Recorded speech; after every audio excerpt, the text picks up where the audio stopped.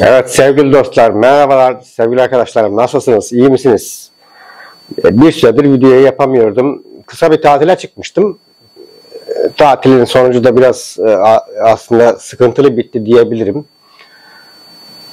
Tatilden geldikten sonra bir yakınımızı kaybettik maalesef. İşte cenaze töreni, taziyelerin kabulü derken arkasından kayınpederim kalp krizi geçirdi. Hastane aşaması, işte ancak bugün taburcu olabildik.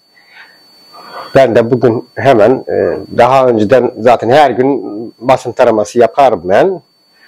Yapmış olduğum basın taramasından seçmeler yaptım. Şimdi onları birlikte paylaşacağız. Siz de bu arada videoya başlamadan önce artık beğeni, yorum bir şeyler yaparsınız siz. Teşekkür ediyorum katkılarınız için. AKP üreticileri perişan etti. Dert büyük, öfke de büyük. Atatürk'ün efendisi çiftçiler iktidarın kölesi haline geldi. 10 yılda çiftçiye 808 milyar lira ödenmesi gerekirken bu para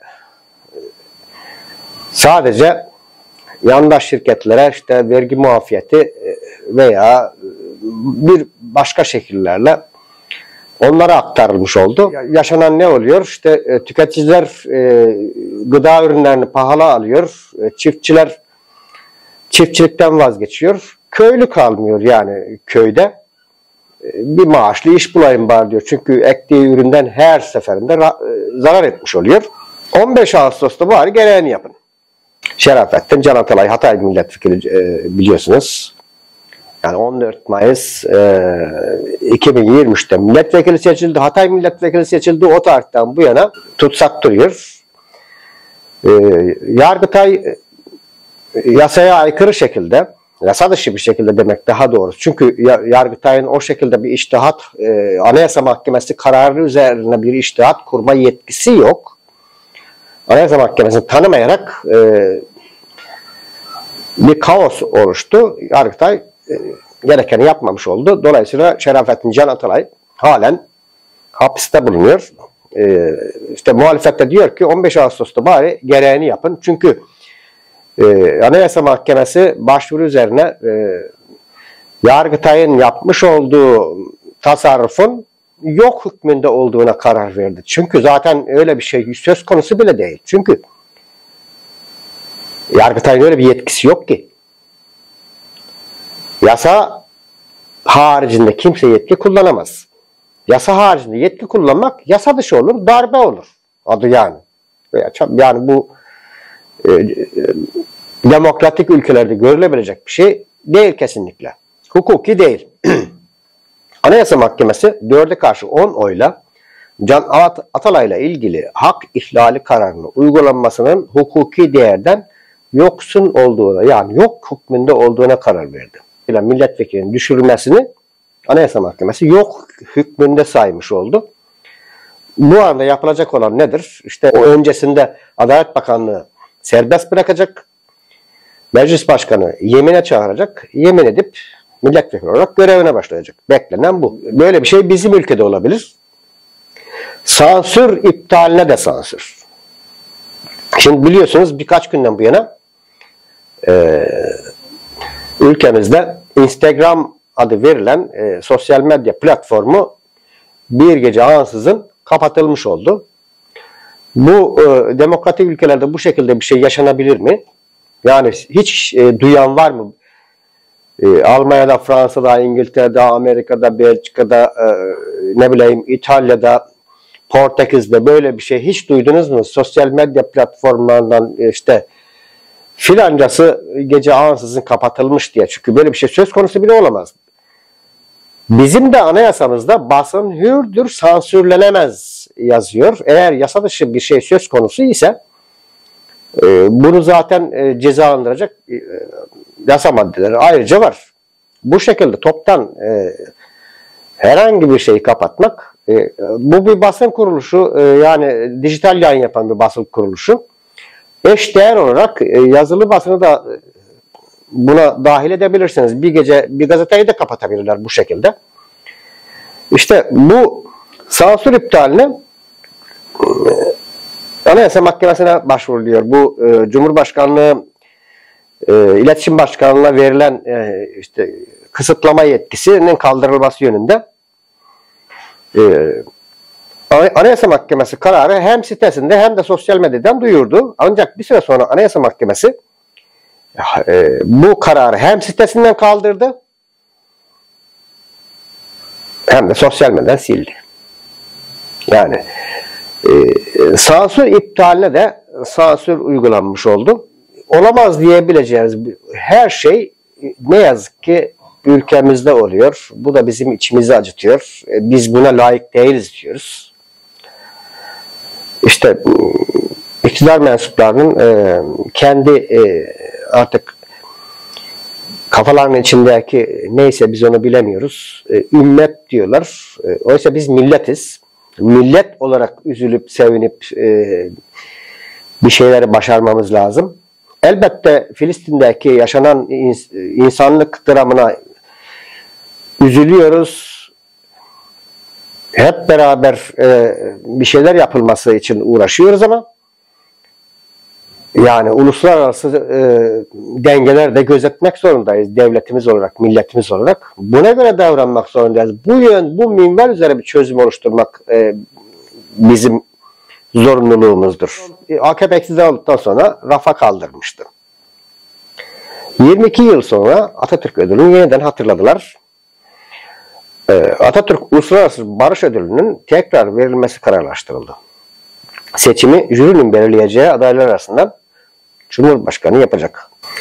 AKP'nin 22 yıllık iktidarında rafa kaldırılan ödül, gelecek yıldan itibaren son rakamı 0 ve 5 olan yıllarda verilecek.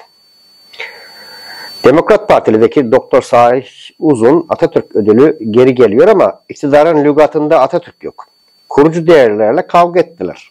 Takındıkları bu tutum samimi değil dedi. Evet, geçtiğimiz günlerde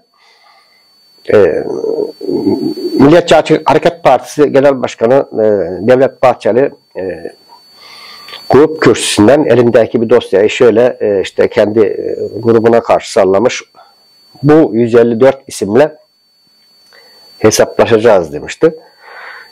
Demokratik ülkelerde hesaplaşma olmaz. Hesaplaşma ancak hukuk nezdinde olur. İşte bunlar önce bu şekilde tehditvari bir cümle kuruyorlar. Sonra bunu başka şekilde kullanmasınlar diye esas meramını gizleyecek şekilde işte sonuna bir hukuk ekliyorlar ama aslında onu hukuk olmadığını, hukuk nezdinde olmadığı net belli oluyor. Demokraside hesaplaşma olmaz yani. Kişiler arası hesaplaşma olmaz. Kişilerin hesabını eksisini, artısını hukuk tayin eder.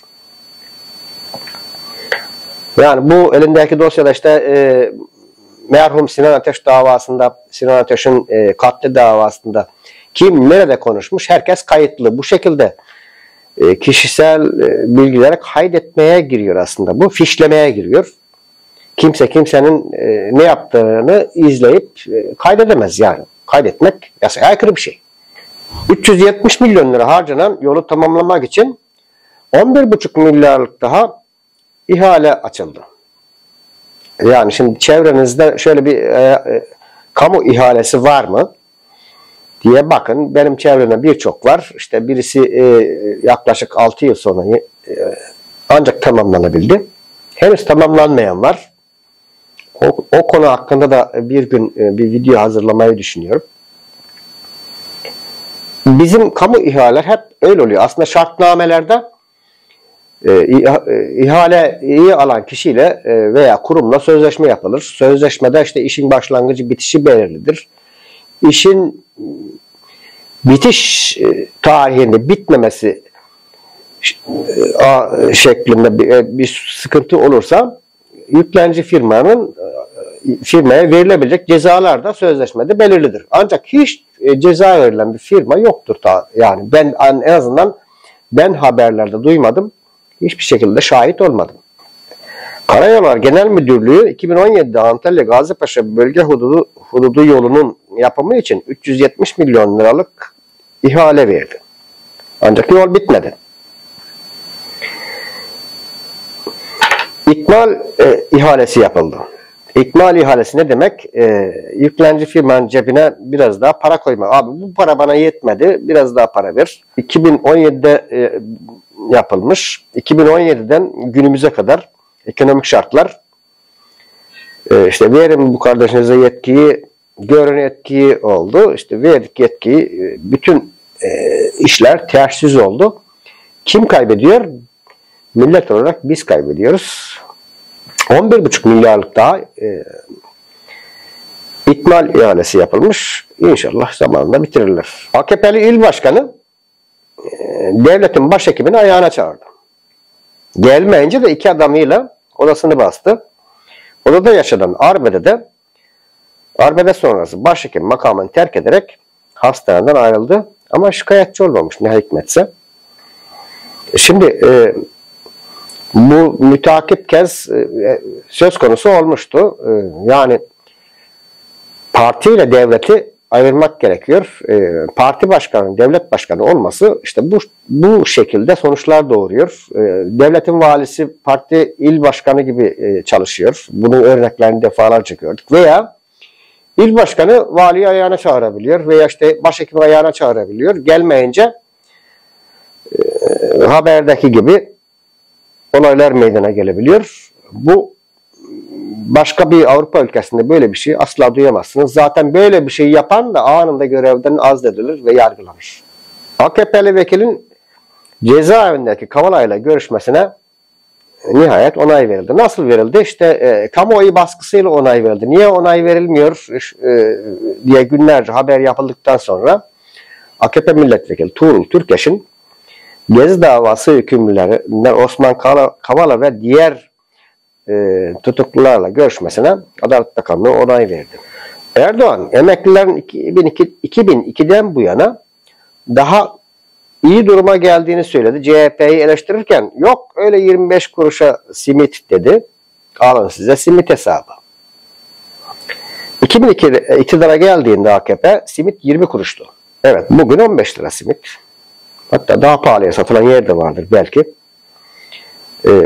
Emekli henüz 12.500 lira olan eline geçmeyen parayla ancak bugün 833 simit alabiliyor. Oysa 2002'de 1082 adet alıyormuş. Sözcü yazdı. AKP kaldırdığı Atatürk'ün vasiyet sözlerini yerine koydu. İşte Atatürk'ün vasiyeti. Mal ve mülk bana ağırlık veriyor. Bunları milletime vermekle ferahlık duyuyorum. İnsanın serveti kendi manevi kişiliğinde olmalıdır. Ben büyük milletime daha neler vermek istiyorum. 11 Haziran 1937 Atatürk Köşkü, Mustafa Kemal Atatürk. Bu şekilde yazmış. Atatürk Köşkü'nden bu plakat kaldırılmış. Sözcünün haber üzerine tekrar yerine konulmuş. Bakanlıktan vergi itirafı. İktidar sıfır vergi ödeyen şirketleri doğruladı. Biliyorsunuz vergi paketini hazırlayan milletvekillerinin şirketlerinin birkaç seneden bu yana vergi ödemediği haberleri yapılmıştı. Akabinde aslında sadece o vergi ödemeyen onlar değil, başka büyük şirketlerin de vergi ödemediği ortaya çıktı.